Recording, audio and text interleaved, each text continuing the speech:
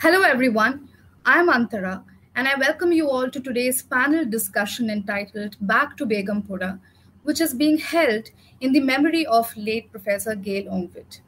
Today's session is crucial for several reasons, most important being the scholar that Omvedt was. She is a known name in academia, especially for her prolific writing in Dalit scholarship and activism. She was an American born Indian sociologist and a human rights activist. Omvedt was involved in Dalit and anti-caste movements, environmental, farmers, and women's movements as well. She was one of the first among American scholars who truly spent time with the oppressed people, trying to unearth their experiences, taking it to the international audience that was otherwise only being fed a Brahminical elitist point of view of the caste system. To discuss with us, we have two panelists, and we are very fortunate to have them with us.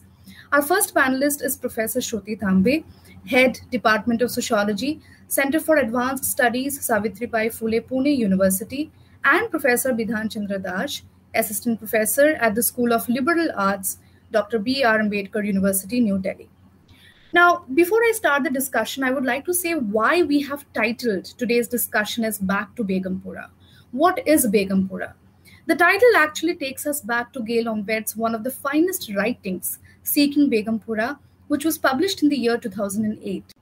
The book actually gives us a glimpse of her idea of progress and liberation throughout her journey. It refers to a poem by the great bhakti saint Ravidas, who imagined a city without sorrow, with no inequality, no taxes, no torture or harassment, but abundance in freedom for all. Putting aside conventional tropes, Gail aptly put the modernist revival at the hands of Dalit and Shudra intellectuals, the turning point of this book, Ravidas, Kabir, Tukaram, and so on, who existed prior or even during the European modernity that we all talk about. The book acquires and discusses a lot of significant points because it traces the cultural movement of depressed classes and their experiences, which is, of course, in contrast to how a Gandhian village utopia of Ram Rajya would be seen. She emphasizes the relevance of Dalit Bahujan anti-caste intellectuals in the era of globalization. With that, one can go on, but I would like to stop here and invite our first panelist, Bidhan Dash, to take us through her intellectual journey. So over to you, sir. It's my opportunity. It's a pleasure for me to speak about Professor Gail Omvedt, one of the finest intellectuals that we have in our society. Now, let me begin with introducing myself. I teach at Ambedkar University, Delhi. It's a new university where I am one of the founding members. I worked on understanding the Dalit movement in the era of globalization for my PhD, where I tried to deconstruct the local and global manifestations of Dalit movement and Dalit identity. So I first met Professor Omvedt in the year 2006 when I was a PhD student at IIT Bombay. Professor Sarmila Rege had briefly joined IIT Bombay during those days. She had called Gail for a talk, and I was fortunate to have been given the task of bringing her to the campus. Since then, we have met on several occasions in various conferences and seminars and have had intense academic debates. I will begin with her intellectual background, since I believe this aspect of her life has not been discussed in a detailed manner while evaluating her work. And also, I would like to think it would be fair to map her intellectual journey from this aspect. Secondly, I would like to focus on the interaction between her academic work and the transformation of her personal self. It's going to be very fascinating when we discuss this. Thirdly, I will briefly discuss her work and her contribution to the Dalit movement. And lastly, I would flag some important theoretical positions she had taken at various junctures, the controversies that she has created in academic circle and popular media. Let's begin with Gail's intellectual journey. To understand this, let me take the help of another, intellectual and activist, Abby Hoffman, who was also an activist, American activist, who said once in a public talk that we were young, we were reckless, arrogant, silly, headstrong, and we were right. I regret nothing. I remember of Gail Omvedt as somebody who was eccentric, moody, but yet passionate about everything she did. It is well known that Gail, as an American sociologist, was a student of Carleton College and California University, Berkeley. For the Dalit studies, Carleton College is important as it was in this academic space that another American professor, Eleanor Joliot, started her research on Dalit literature and Dalit movement.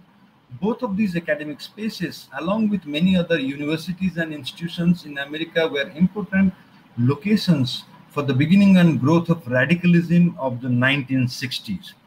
The period of 60s is considered to be one of the most radical movements in contentious politics. Universities were the spaces where radicalism emerged and students were the agents of such radicalism. In the academic world, the 60s radicalism is called the new social movements. Gail, as a student, was witness to these varieties of social movements emerging during the 60s, which had lasting impression on the formation of her intellectual life. She would say, I have taken something of the great years of the 60s from Berkeley to India and vice versa. What did she take from the 60s of radicalism?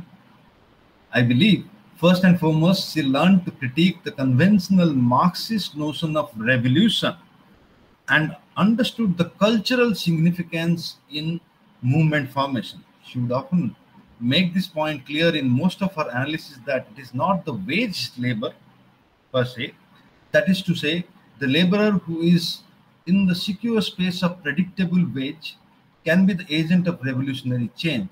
Rather, it is the millions of non-wage laborers, or for that matter, laborers working in informal sectors in extreme exploitative situations such as the Dalits, the Adivasis, the landless agricultural laborers, and the women who should be the real focus of mobilization. The imagination of praxis cannot be conceived without putting their situation at the center of any analysis. She clearly situates her intellectual root in the new left, borrowing ideas of primitive accumulation from Rosa Luxemburg to understand the exploitative conditions in analyzing the capitalism as a world system. Similarly, she would articulate Ambedkar as an organic intellectual, well in tune with Gramscian conceptualization. The rise of Ambedkar from the countercultural tradition of the Dalits in Maharashtra, the colonial political economic condition, his education as a catalyst in the process of his leadership are evidences of her articulation, starting from her doctoral work, Cultural Revolution in Colonial Society, to her most famous work, Dalit and Democratic Revolution in India. She understood the movement against caste, that is, both Dalit movement and Non-Brahmin movement, challenging the central contradiction of Indian society, that is, the caste system. Caste for her is quite like class, a material contradiction and a cultural system of hegemony. Now, the second important aspect of her intellectual root that connects her to the 60s radicalism is her critique of modern state, particularly the welfare state of post-colonial society. Although she is not alone in this, many social scientists like Rajni Kothari have already articulated post-colonial state formation in India as a bourgeois ploy to disprivilege the masses in favor of the growth of capitalist classes. The women, Dalits, and Adivasis are the worst affected by such a formation. For Gail, theoretically at least, because of the similarity of the material condition, there is a greater need for a collective mobilization for a revolutionary transformation. This theoretical position would lead her to welcome the processes of liberalization as a global force that may possibly break the shackles of Brahminic Raj. So this is something which became very controversial and for which she was critiqued a lot. But one has to look at the position from which she is arguing this.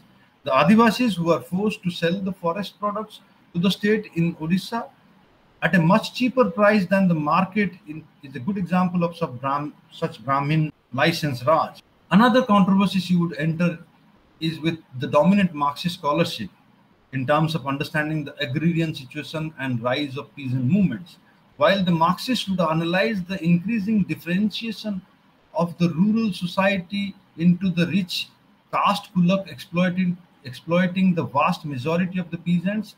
Gail would argue for a rethinking of the situation and conceptualize the peasant rebellion in post-independent period as a new peasant movement, resisting the exploitative nature of global capitalism. Therefore, exploitation is not from within the village, but primarily outside of it. In our analysis, it is the state control of farm products coupled with monopoly of Indian capitalist class that farmers are resisting. The Indian state works with the assumption of an idyllic village society where peasants are petty substance producers clinging to tradition and ignorant of global political economic formations. Terming this approach as pseudo-Gandhian, Omvedt would reiterate Phule's position of development of technology in agriculture, even at the cost of intervention of the multinationals. In fact, Omvedt always recalled Phule's approach in analyzing issues related to peasants and conditions of Indian agriculture. This would lead her to question the Marxist construction of rich Kulak caste exploiting the landless agricultural laborers.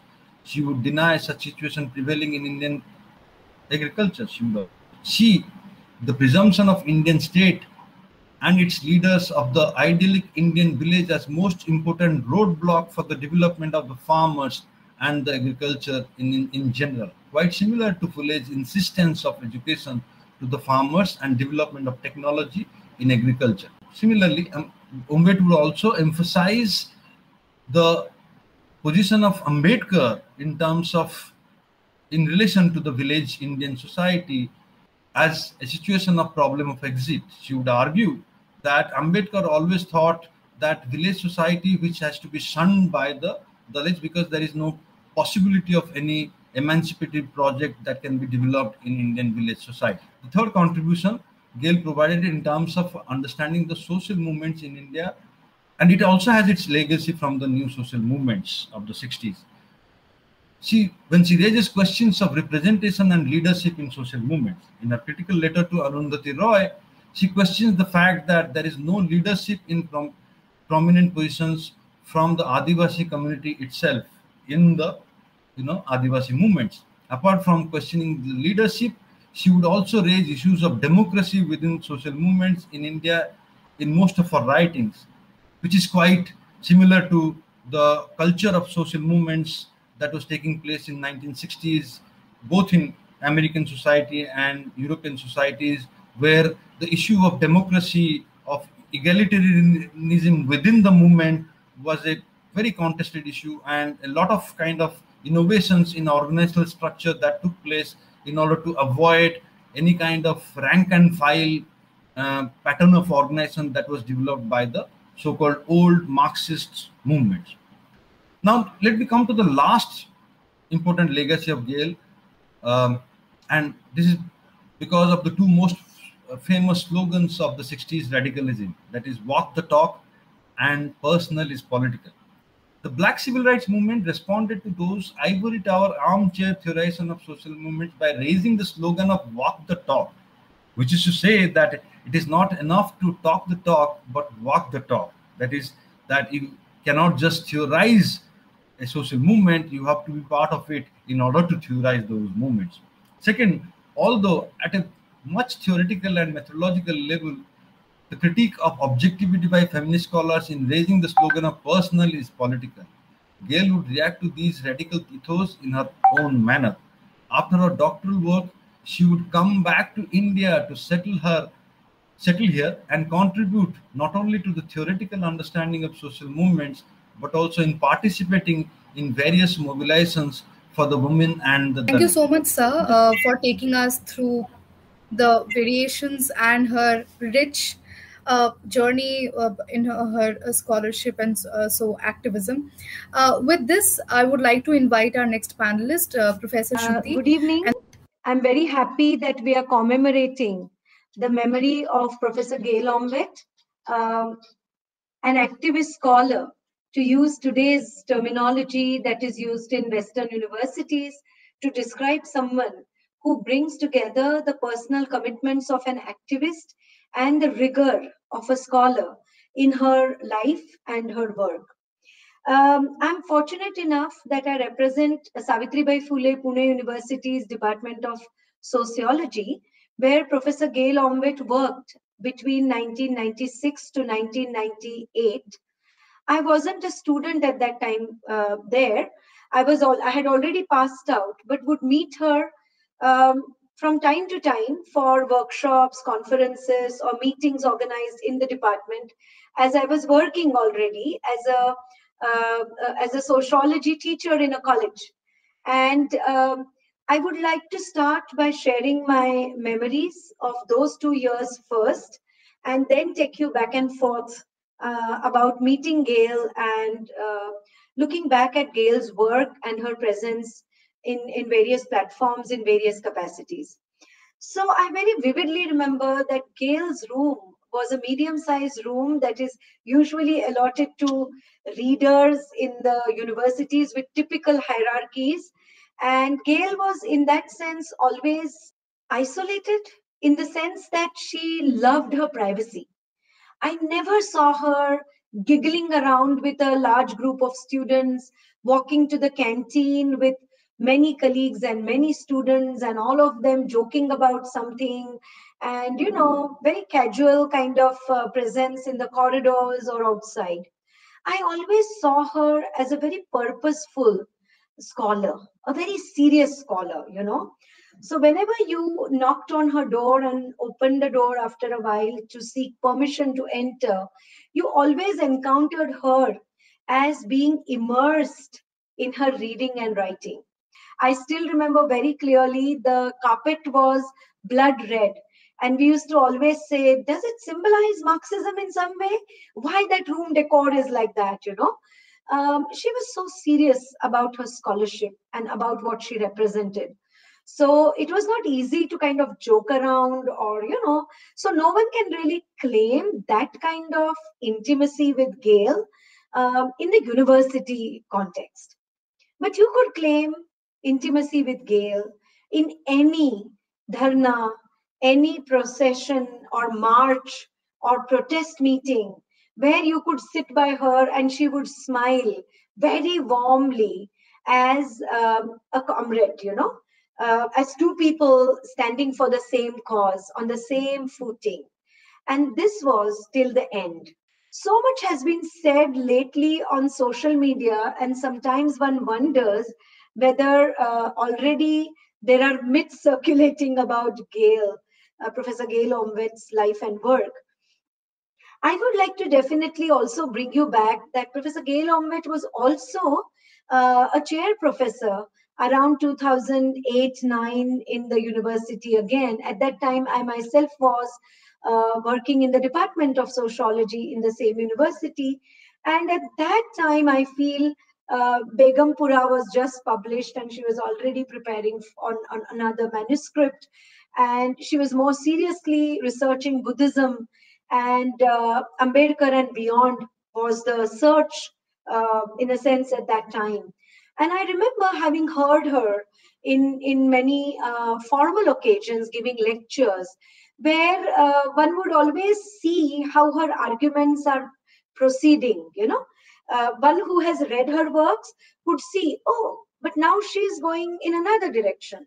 So there was always an element of surprise when you heard her. She was not really repeating herself, but you could see that as a true genius, as a true intellectual, she is going ahead. And that is one of the reasons why many of us also find a lot of contradictions in Gail's writing. As a true, genuine scholar, in different time periods of her work, her positions varied. She has taken different stands on different issues.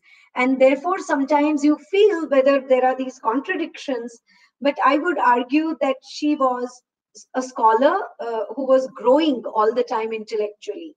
And therefore, one kind of sees these gaps or jumps in some of the arguments.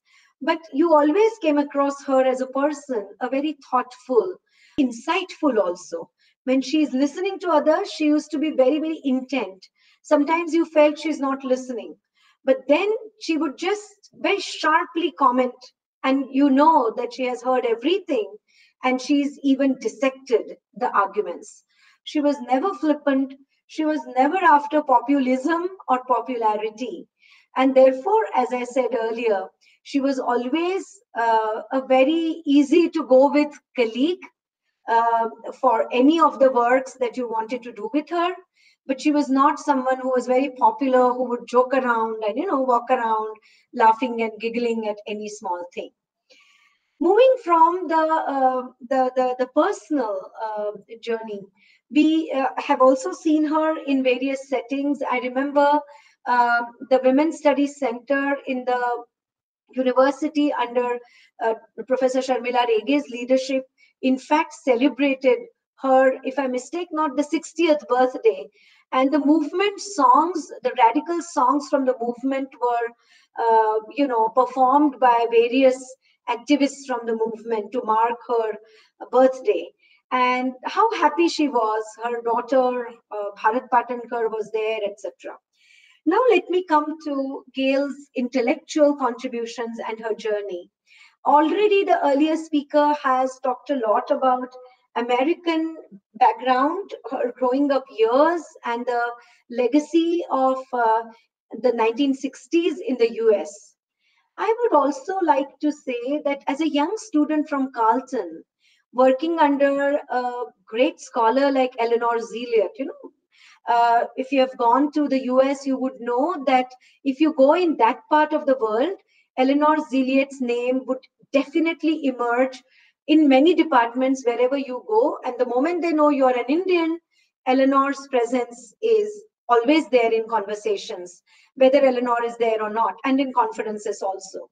So it's impossible that Eleanor's influence was avoidable for any scholar in those days, especially, and Gail was obviously in that area. So we all know their long intellectual partnership and conversations and so on.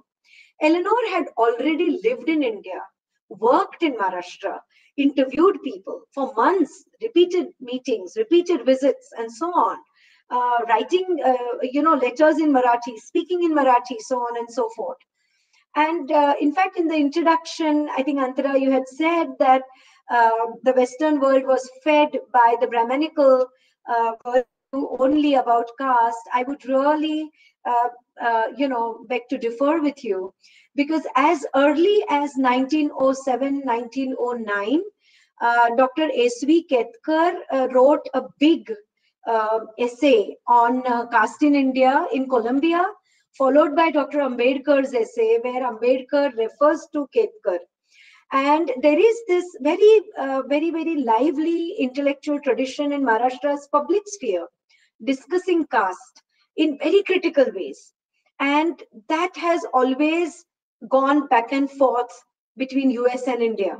So the strong organic tradition of discussions about caste from various backgrounds, hues, and colors, not necessarily Dalit, analysis, but critical analysis of caste from various Bahujan shades, or, women's, for example, critiques of caste, or the kind of critique that Phule wrote, etc., has been making rounds in the academic circles in the US. Though it's a small group which was talking about it, not like post-1980s when Ambedkar becomes a more known figure, thanks to Dr. Gail and others. But let me say that this particular intellectual dialogue and, exchange was anyway quite old, at least for small circuits of which Gail was a part. Secondly, when Gail comes to India, please remember, just like the 60s in the US, 60s in India are also very lively, very radical. And like in Indian languages, we say it was a period of manthan. It was a period of turbulence. It was a period of critiques of caste, of class, of inequality, of not having access to quote unquote true democracy, etc. And it was also a period of so many movements across the board in various parts of India. And Gail lands in Maharashtra. It's not an accident. So right since the colonial period, we know, and Gail draws on Mahatma Phule so heavily till the Begumpura work. Phule has been writing against caste. And remember, it's not a very singular kind of perspective.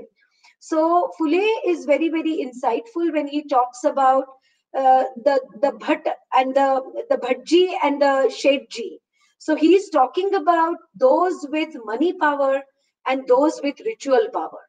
Bhatji meaning the Brahmanical powers, the ritual powers, and Shethji meaning the wealth, which is also the money lenders and the feudal lords and so on. And coming together of these two powers is what Phule attributes the reasons of slavery to, the structures of slavery and subordination to. And so Gail draws a lot from these currents. She is also friends with the famous Magowa group, a group of young intellectuals from institutes like IIT educated youth mixed with Dalit intellectuals and Dalit activists and tribal activists, and who actually go and form a commune and live in Maharashtra's tribal belt in the North Maharashtra region to fight against the feudal, atrocious, almost slavery-like conditions of the feudal, formation there. And they're trying to side with the bonded labor. And Gail is learning from all of these groups, including the feminists in Mumbai and the working class movements in Mumbai, etc., etc. Also, to mark one more thing, there's so much being talked about Bharat Patankar and her camaraderie and partnership and companionship. She married Bharat and settled in South Maharashtra. And Bharat's mother and father represent a very, very celebrated, decorated family of freedom fighters. So the social and cultural capital of that entire family and the movement is also there, from which Gail gathers a lot.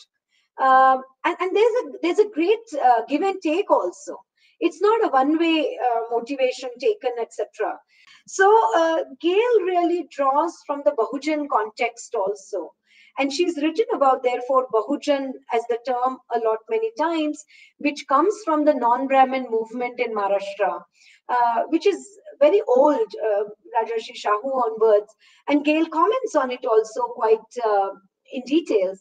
And another current, and I would end with that, beyond the academic currents that Gail represents, is the what is called in Maharashtra the Mafua group, or the Mafua ideology, which is the interesting intellectual and praxis-oriented legacy of Marx, Phule, and Ambedkar, and thereby really dealing with the conundrum in Marxism about whether caste can be treated as structure or superstructure.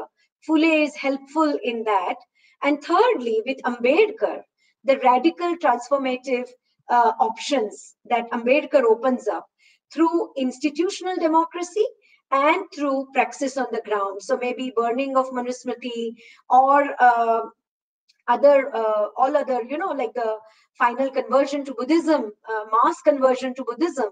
And earlier on, we know the whole democratic institutional way out. So these are the currents that Gail really draws on. And these are not just intellectual legacies, sociological legacies, but what I'm trying to say that Gail is made as a scholar activist because of these learnings on the ground from movements, and not just organized big movements, but small groups of various hues and colors, left of the center youth movements, anti-emergency movements, anti-dam displacement movements, questioning the developmental model, the mainstream development model in India. So let me move on and throw light on some of the very important things like establishment of Shramik Mukti Dal, and the building of the Bari Raja Dam with people's cooperation and partnership in South Maharashtra. And of the whole struggle, Gail is a bard, so to speak. Gail is a bard for Phule. Gail is a bard for Ambedkar's writings and his vision. Gail is also a bard for many of these very small movements that haven't really been discussed at the global level so much. Turning to the term Begumpura in today's title, the fascinating work Seeking Begumpura comments a lot in the first two chapters on the very notion of utopia and a sociology of utopia, so to speak. Gail inaugurates in this book.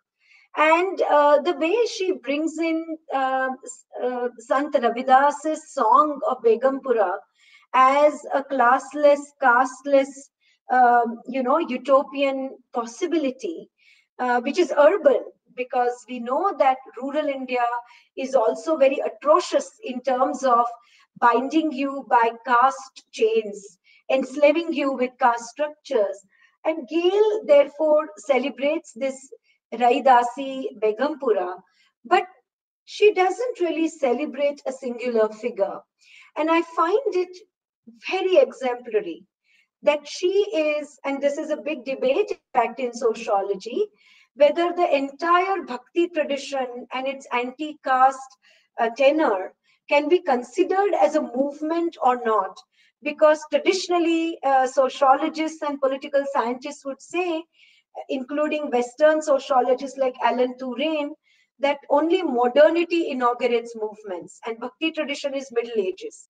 Gail challenges this periodization of history in the Indian context. And she, in a very interesting way, also challenges the so-called Hindu cyclical theory of history, Kala Yuga, Treta Yuga, etc., etc.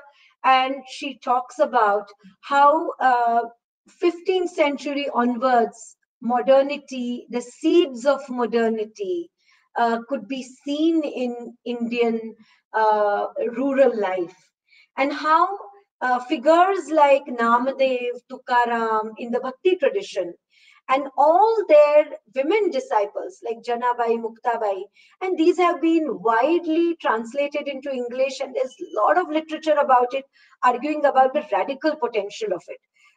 Gail draws from it and links it to the possibility of multiple utopias that anti-caste intellectuals have heralded in India since 15th century.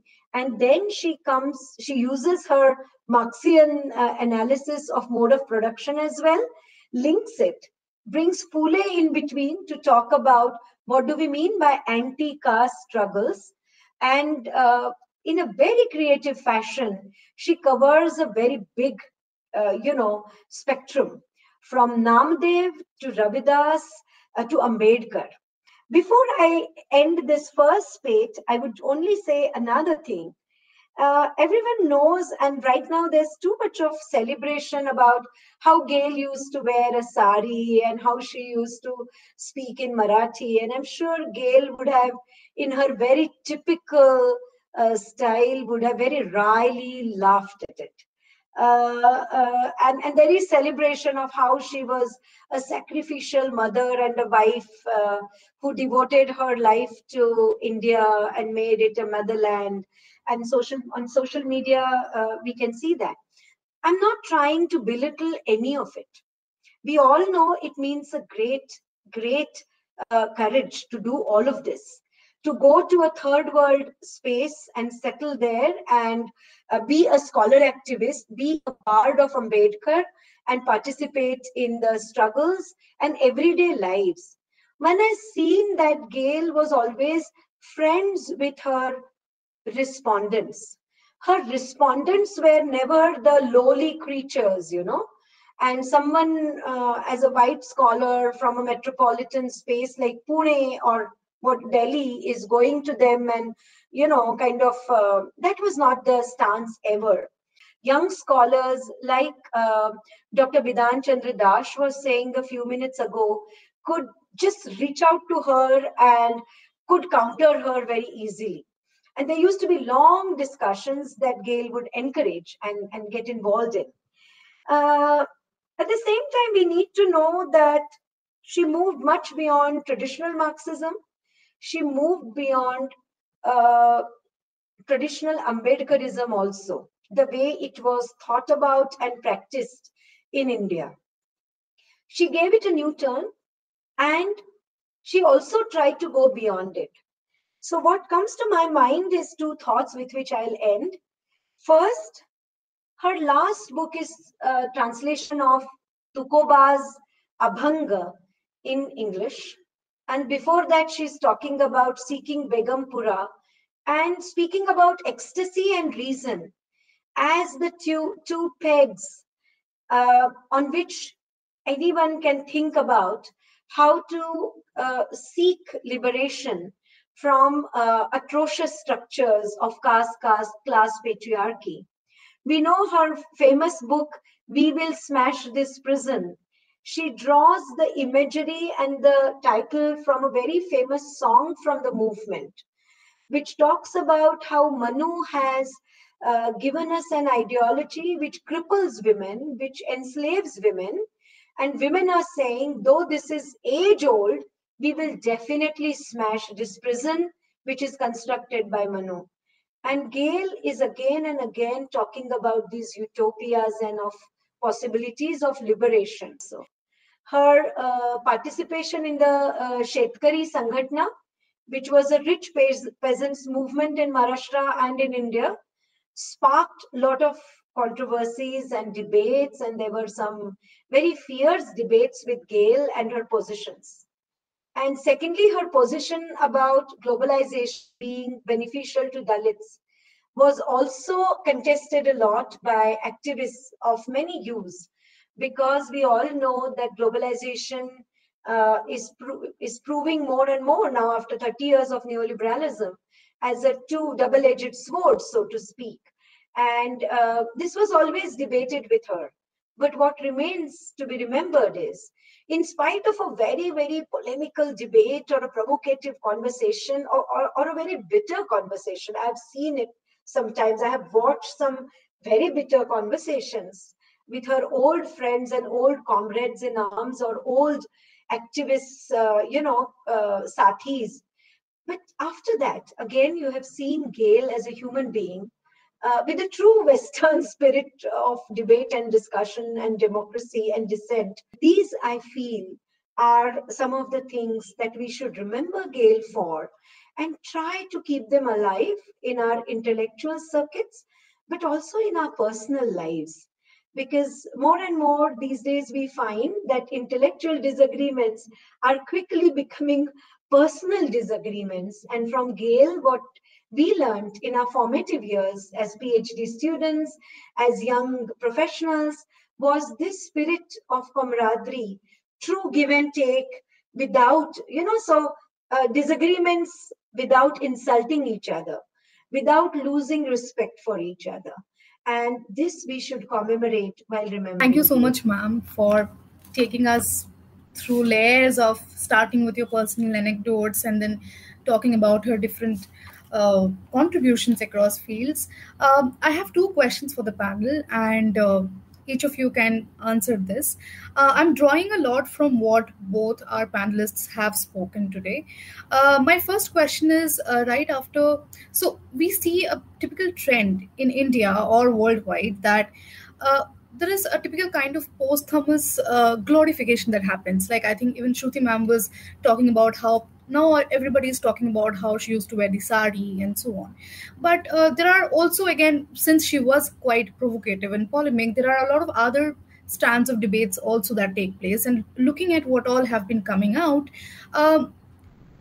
since we have all seen that how she was not somebody who was interested in populism and so on, how do we place Gail in the standpoint debate? Because I have seen quite a few writings in the recent times talking about how to place Gail in this whole idea of standpoint that she she writes about it, but then how do we see her? Do we see her in support or as somebody who's an ally, and so on? My next question is again talking about how ma'am said that she was somebody who was quite polemic. Now, in academia, especially if we look at our pedagogy, Gail is somebody, of course, we are, as social science students, we do read, but are there any chances that we deal with her expansive work or expansive experience that she has gathered and has left for us in terms of caste, gender, class? Or I fear that it might get limited to only a few select few universities and the curriculum. Or should we talk about, or how rather, can we talk about her contributions across and making it more reachable? Standpoint epistemology debate, I would say that Gail is certainly an ally. And even after the whole debate about, we know, debates in feminism in recent years, about Black feminism and about international feminism, and especially the issues that have been raised by migrants, migrant feminists, etc. I think still we should accept that Gail is an ally. And I would argue that more than getting into the jargon of standpoint epistemology and the recent debates around it, I would judge this whole thing going by the responses of activists while Gail was alive and after Gail is dead. And I find that the way Gail respected the common activist in any movement, a common activist man or woman or a third gender person, from various struggles, Adivasi struggles, students' movements, women's movements. Now, I must tell you that way back, Indudai Patankar, Gail's quote-unquote mother-in-law, had already mobilized the women who are deserted by their husbands. And she was fighting for the land rights of these women. And it was quite a radical, campaign, which is successful, by the way. She earned pattas for those women. And Gail participated as a participant in the movement. And I'm saying, if those deserted women found Gail as an ally to trust and to work with in the movement, then we should take that as one of the litmus tests for it. So is true of the Dalit movement, so is true of the Bahujan struggles, so is true after Mandal, the OBC reservation debate and all the campaigns for it. The way people went to Gail to seek advice, to decide on strategies, and sat with her for that, I think that itself actually settles this point, for me at least. So I would not say that one should question the locational politics in that sense here. That's my reply to your first question. I quite agree with what ma'am had said regarding her standpoint position.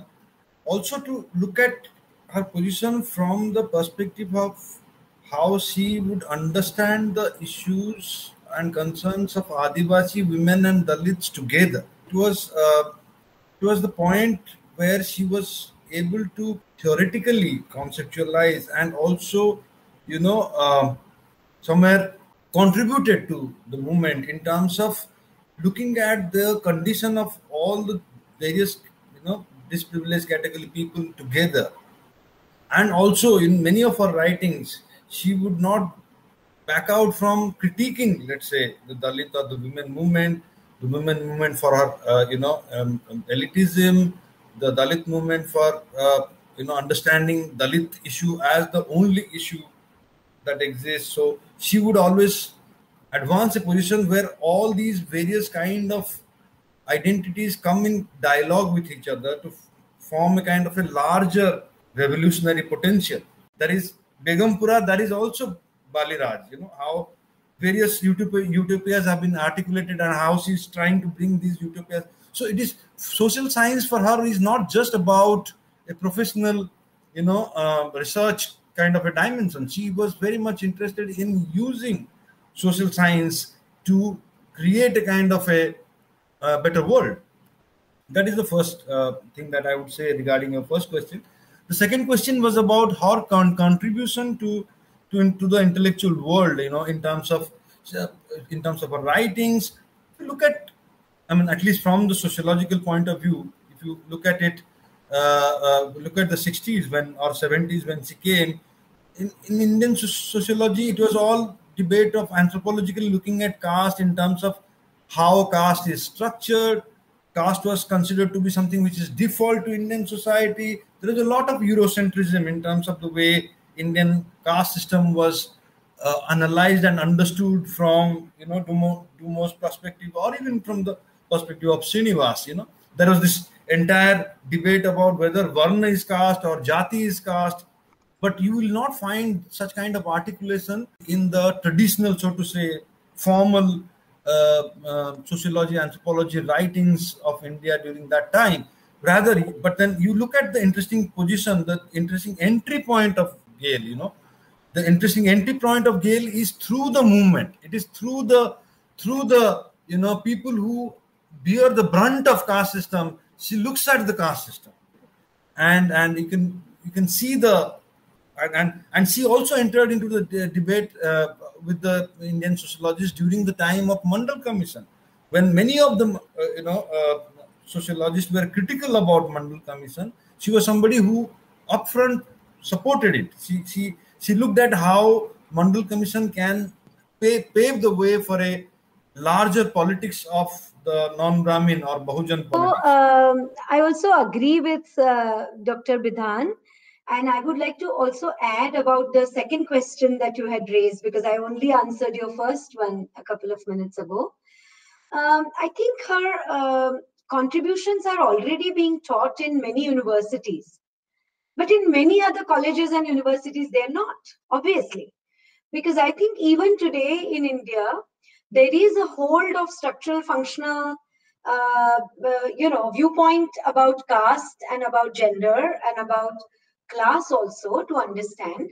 And in universities where the curricula are made with those kinds of theoretical viewpoints, obviously Gail Omvedt would not become an important scholar to be referred to. But I would say that the pressure is growing because the youngsters are reading Gail Omvedt. The youngsters are celebrating Gail's work, and there's so much debate going on about her various books, articles, and so on, that I think this is anyway an era of TRP. So if on social media someone is being discussed, I'm sure it also somehow then reaches the dark academic corners also, some of the dark academic corners. But in universities like ours, I'm very proud to tell you that I read in 1980s, I did my MA in Department of Sociology, and Professor Danagre was teaching us agrarian social structure. And one of the major readings was Land, Caste and Politics in India, edited by Gail Omvedt. That book, not many people are aware of, not many people are talking about, even after Gail's departure. But it was one of the early documented works where case studies of 7 states in India, Gail put together. This was for the Delhi University Political Science Department. There used to be a journal, and it was a special issue, then turned into a book, etc. You must look for it. It's a very interesting book. And the introductory article itself is the one where you can see she's formulating 82. She's already formulating her arguments.